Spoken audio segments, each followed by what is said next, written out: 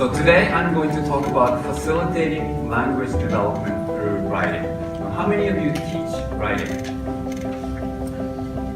Okay, great. How many of you have taken a classroom assessment? We actually need to have a really fine-tuned interval scale. Make it more interesting and engaging, both for students and for ourselves. What do you think? How would you do it?